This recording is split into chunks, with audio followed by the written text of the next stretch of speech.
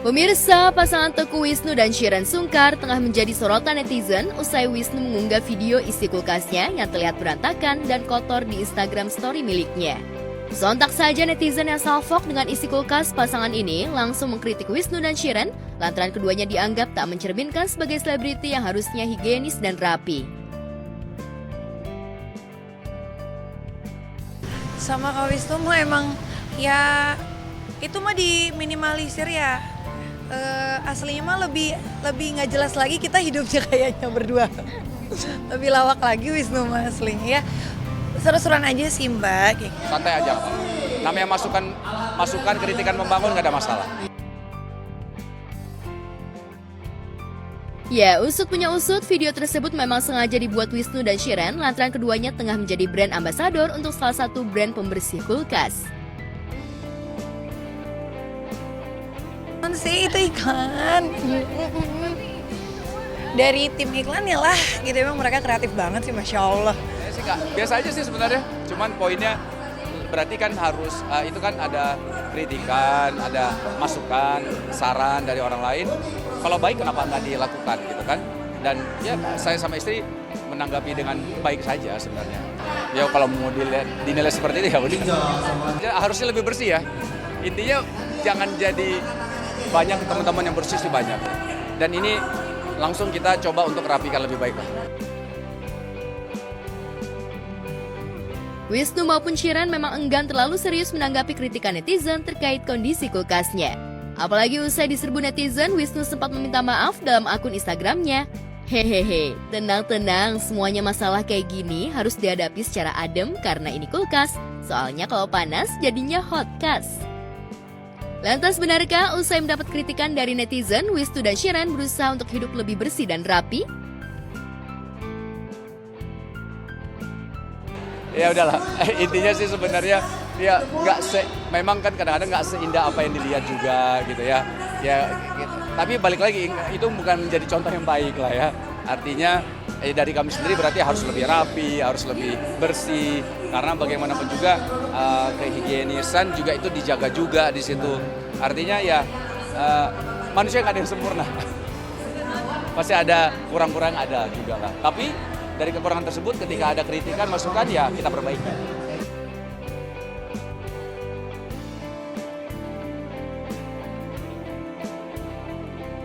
Sementara di tempat terpisah, penonton konser Denny Caknan yang asyik ikut bernyanyi dan berjoget tetap sadar akan kebersihan lingkungan.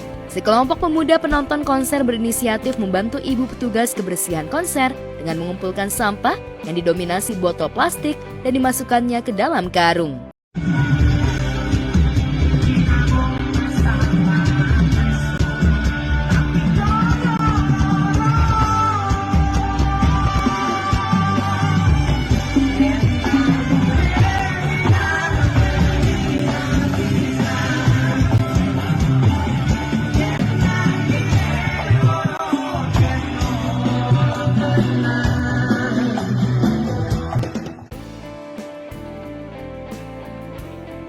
Aksi sukarela para penonton membersihkan sampah konser ini pun banjir pujian warganet termasuk selebriti. Ya, bersenang-senang menghadiri konser boleh saja asal tak mengganggu kenyamanan dan mengotori lingkungan.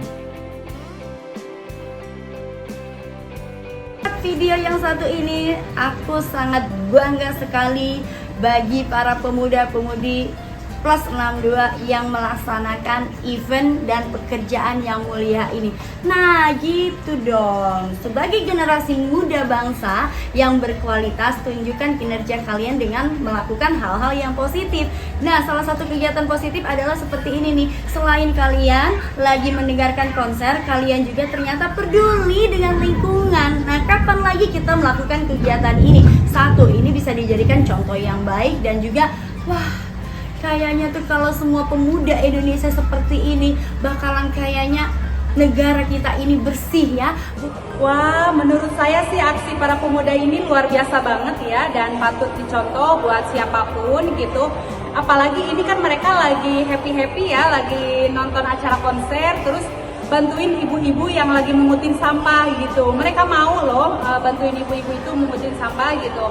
Dan buat para pengunjung yang menghadiri acara konser atau acara apapun itu, sebaiknya jangan bawa minuman atau makanan yang akan menimbulkan sampah gitu, kecuali kalau memang sampahnya itu dibuang pada tempatnya. Jangan sampai ada yang bersihin, ada yang buangin pula gitu. Jadi kita sama-sama jaga lingkungan ya.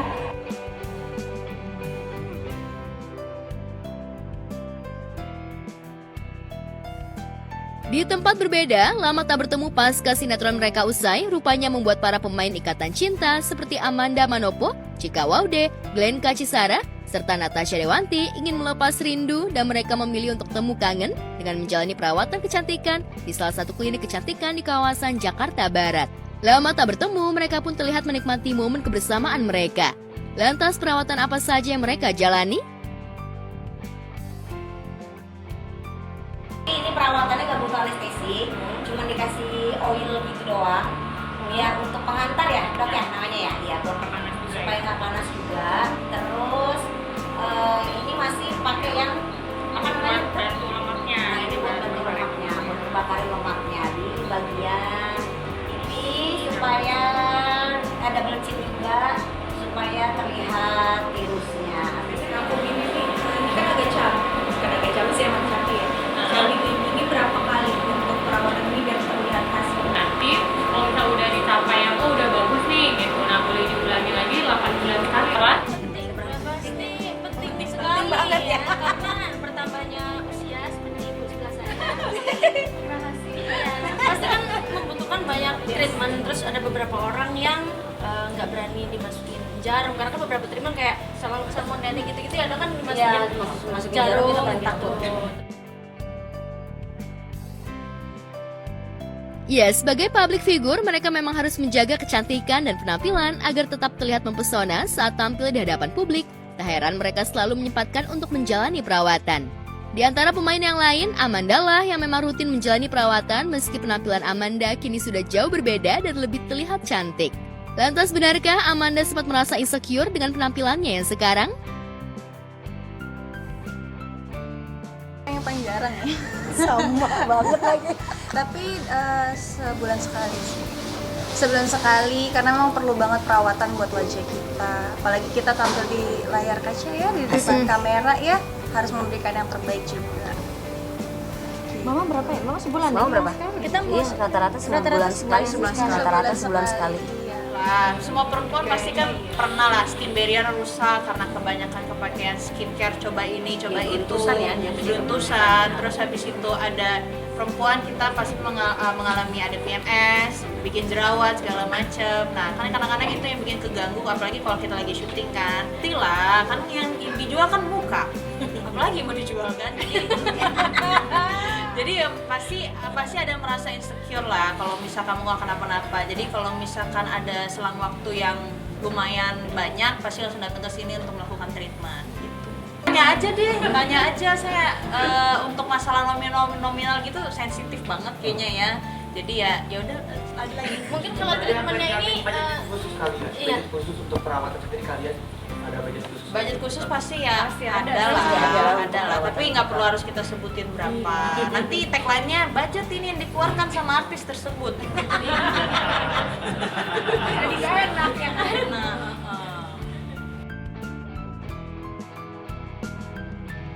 Meski Amanda sekarang sudah terlihat lebih ramping dan cantik, namun nyatanya Amanda merasa insecure di bagian wajah, terutama di bagian pipi yang terlihat lebih cabi. Amanda pun memilih untuk menjalani perawatan agar pipinya tak terlihat cabi. Lantas benarkah Amanda tak pantang makanan? Benarkah Amanda menyiapkan budget hingga ratusan juta rupiah setiap kali perawatan?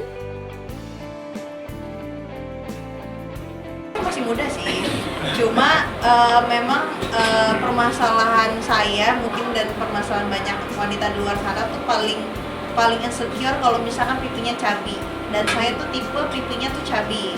Sebenarnya tuh bisa melakukan banyak treatment ya, seperti kayak ada HIFU, tanam benang, atau nggak yang lebih ekstrim lagi buccal fat. Buccal fat itu buang lemak di bagian dalam pipi, dioperasi. Cuma saya nanti kan akan bertambahnya umur, pasti membutuhkan lemak juga di bagian pipi. Nah, pipi cabi masih insecure sampai sekarang. Bang yang belakang bang. Ya lanjut ya. Ya, kalau pipi cabi masih insecure sampai sekarang, nggak pernah berubah karena permasalahan aku memang di pipi cabi. Karena sebagai public figure, kalau misalkan di depan hadapan kamera, pasti kan berat badan itu menambah 5 kilo kan. Gitu. Sebenarnya sih nggak ada tuntutan yang harus sampai gimana-gimana, cuma emang dari kemauanku sendiri aja. Aku ngerasa setiap kali ku foto, kok angle manapun masih terlihat cantik.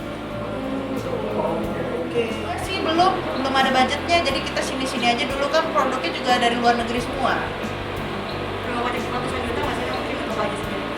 Kalau tanya udah ngeluarin ratusan juta, coba tanya sama yang sebelah ya. Di sini ada toko yang memegang semua keuangan di sini. Dan di tempat yang sama, Arya Saloka, pemeran Aldebaran dalam Ikatan Cinta, juga menjalani perawatan. Meski Arya kini jarang terlihat tampil di layar kaca, namun bagi Arya menjaga penampilan memang sangat penting. Arya pun juga rutin menjalani perawatan agar penampilannya tetap terlihat segar saat berada di depan kamera. Iya, kalau memang pas tepat dibutuhkan ya pastilah. Sering apa itu tergantung kegiatan sih Mbak. Jadi kalau kegiatannya kayak ini yang mau saya lakukan nanti bisa 1 bulan lebih, ya setelah itu pastinya, gitu loh. Setelah itu ya, kalau dibilang sering nggak kayak minum obat ya. Dibilang seminggu sekali juga enggak, ya sebulan sekali sih pasti ada, gitu-gitulah. Apakah sebulan 2 kali itu juga tergantung. Gitu. Yang penting ingat aja ada tubuh yang harus dirawat gitu. Ya, Arya memang rutin menjalani perawatan wajah lantaran di usianya yang sudah menginjak kepala 3, Arya tetap ingin terlihat tetap awet muda. Apalagi sebelum rutin perawatan wajah, Arya kerap mengalami kemerahan dan beruntusan. Lantas benarkah setiap perawatan Arya harus merogoh kocek ratusan juta rupiah? Udah mau perlu. Ya cuman kalau misalkan saya nggak tahu ya, kalau kayaknya lebih mending awet tua daripada iya. Ada yang orang di umur 20-an udah mukanya udah kayak umur 40-an gitu kan, tapi di saat umur 40-an mau ke 60-an mukanya sama. Mendingan begitu sih saya. Ada tentang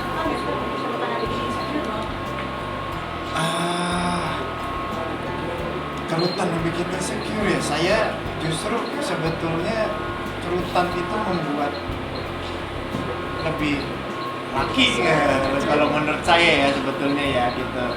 Ya cuman ya tergantung balik lagi. Saya kan di seni peran ini kan menghidupkan manusia-manusia baru, menghidupkan benda mati gitu, menciptakan manusia-manusia baru. Ya tergantung ketika misalkan saya dituntut masih ada yang percaya saya umur 21 misalkan begitu, ya otomatis kan perlu ada sesuatu yang berbeda lagi lah gitu. Mungkin nanti dari makeup karakter yang ada di sana ditambah lagi mungkin dibantu ketika perawatan seperti ini gitu kan, untuk menghilangkan apa yang bisa di cover gitu. Ya launching film saya Netbus tuh 2015. Nah itu tuh muka saya lagi merah-merah tuh. Itu tuh waktu pas itu sedang proses itu waktu itu. Saya lupa soalnya di bulan apanya. Cuman waktu pas premier Netbus itu memang lagi merah-merah. Sudah proses untuk dibenarkan ya. Kalau saya kan agak bodoh amat ya. Kalau saya agak bodoh amat. Cuman kalau yang habis perawatan merah-merah begitu, ya mungkin dokter yang bisa jelasin itu habis perawatan apa yang kayak begitu. Kalau datang ke klinik cuman untuk kita suntik kan otomatis ya begini doang. Ya kan, nggak ada merah-merah atau seperti apa. Orang-orang flexing kan teman-teman saya yang lain ya, teman-teman saya yang lain sedang flexing, saya nggak ada lah, tergantung kebutuhan, semua tergantung kebutuhannya berapa yang kita disesuaikan. Kalau saya itu nggak ada budget pribadi. Seberapa penting flex untuk perawatan? Penting lah, tubuh ini kita titipan ya, masa titipan dari Tuhan kan kita rawat. Mau kita balikin dengan keadaan yang jelek gitu kan. ya selain rawat memang ada hal yang bisa kita rawat, ditambah lagi kan kalau tubuh ini bisa dengan ketika kita mau ibadah, mau sholat, khusus saya gitu kan dengan air wudhu tentunya gitu kan, dengan kita air wudhu setiap harinya itu baik lah pasti. Tenang aja, apa yang bisa kita tampilkan sederhana ya kita sederhana.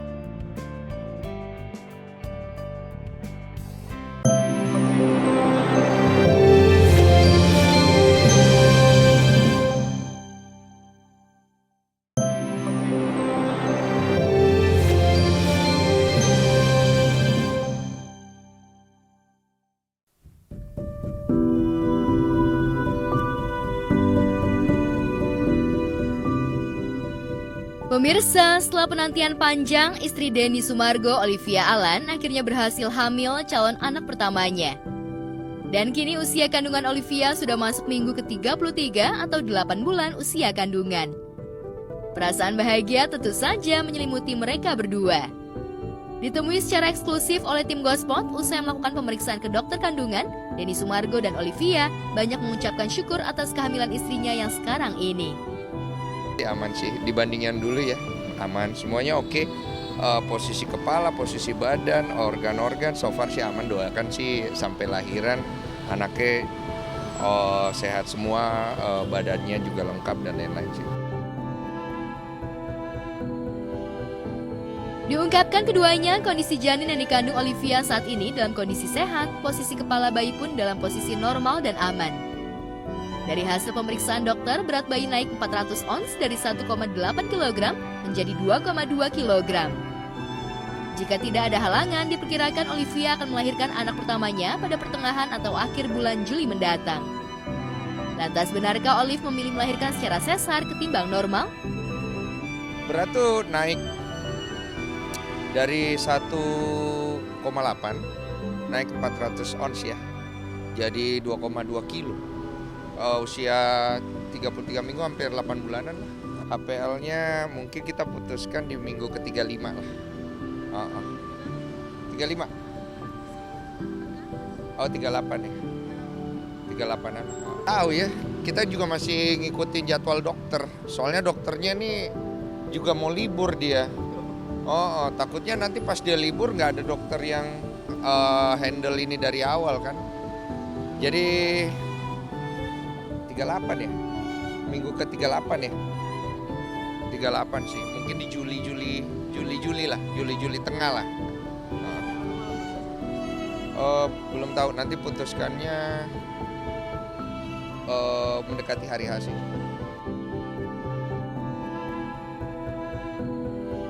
Sejak dinyatakan hamil, Olivia memutuskan mengurangi aktivitasnya sebagai seorang komisaris di salah satu perusahaan swasta ternama, selain banyak istirahat dan mengkonsumsi vitamin agar janin kuat. Selain itu, ia juga selalu menuruti perkataan dokter. Lantas, apakah Olivia juga mengalami ngidam seperti wanita kebanyakan saat hamil? Ya kan udah lama, biasa aja namanya kerja. Kan banyak semua. Positif aja sih. Selama itu positif mah nggak apa-apa. Kurangin aktivitas, lebih banyak istirahat, itu sih. Ikutin kata dokter kalau aku. Dokter ngomong apa ya aku ikutin.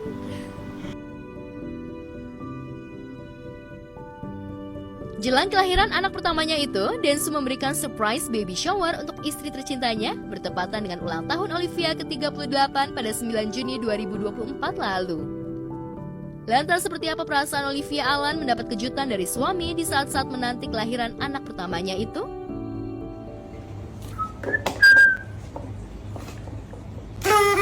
Selamat ulang tahun. Oh no!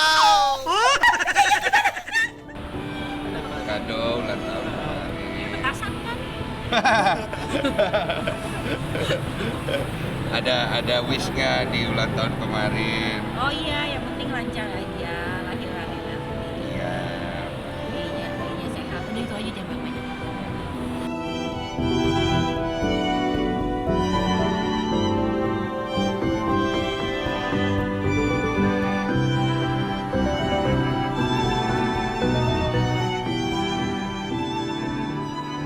Suami Siti Badriah, Christiana Baharudin, baru saja merayakan ulang tahun pada 9 Juni 2024 lalu. Peristiwa membahagiakan itu membuat pedangdut yang akrab disapa Sibat itu membagikan unggahan terbaru di media sosialnya untuk merayakan ulang tahun suami tercintanya. Tak hanya itu, ia juga membagikan potret keluarga kecilnya yang tampak harmonis. Selamat ulang tahun suamiku, dan selamat karena sejauh ini kamu berhasil mempertahankan kasih sayang yang gak pernah kurang buat aku dan Sarena. Terima kasih selalu menjadi suami dan ayah yang terbaik. Terima kasih selalu berjuang untuk semuanya. I love you, Daddy. Tulis Siti Badriah dalam unggahan di Instagram pribadinya.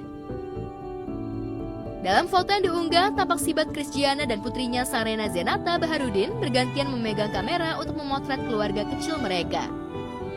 Dia baru menjadi pribadi yang lebih baik lagi lah intinya, bisa memberikan yang terbaik untuk keluarga, untuk semua orang terdekat, bisa menjadi suri tauladan yang baik untuk anak.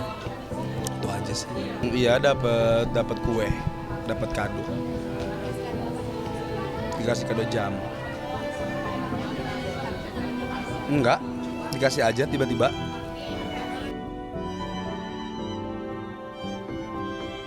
Sementara itu di sela-sela syuting Cinta Berakhir Bahagia, tak disangka-sangka Christiana juga mendapat surprise dari Angela Gilsa, pemain dan kru sinetron. Seperti video yang terekam berikut ini. Lam.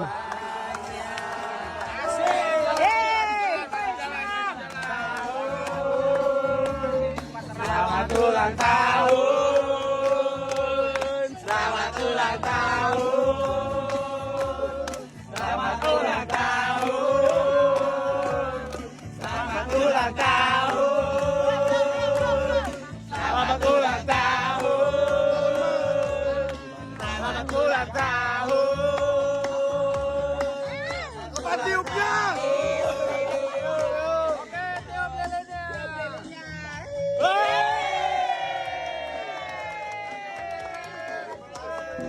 Hidupnya jangan dibebanin, hidupnya dijalanin, disyukurin, diberkatin.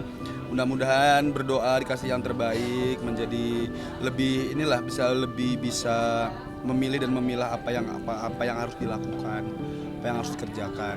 Karena kan udah semakin dewasa, semakin tua malahan, semakin dewasa.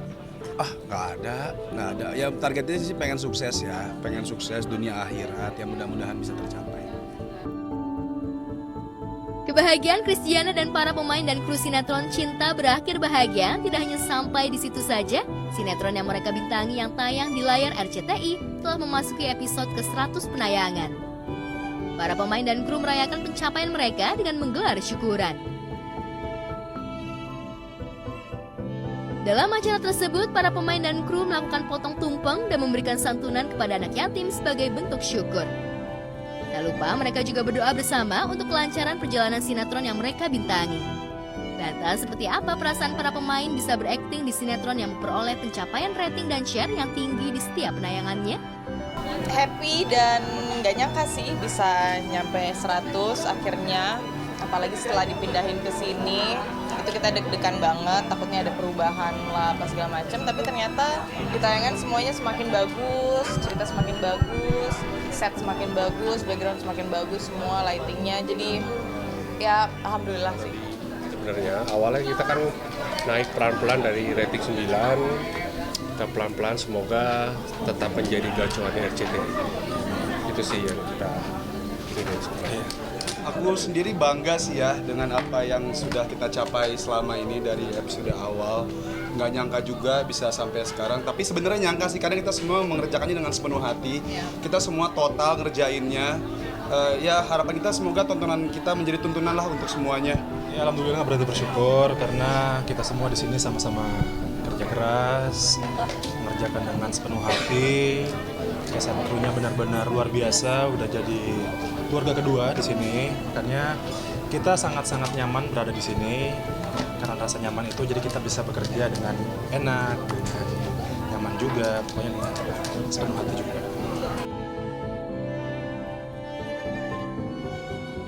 Kerap menghabiskan waktu bersama di lokasi syuting membuat para pemain dan kru merasa berada seperti di tengah keluarga sendiri.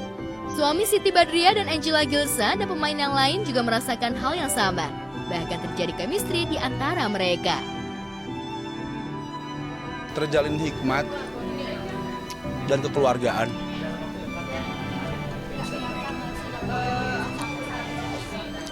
Nggak nyangka sih sebenarnya, nggak nyangkanya kayak pertama di awal-awal sih kayak aduh gimana ya, bisa nggak ya kita sinetron kita diterima sama seluruh masyarakat Indonesia, bisa nggak ya aku memberikan yang terbaik.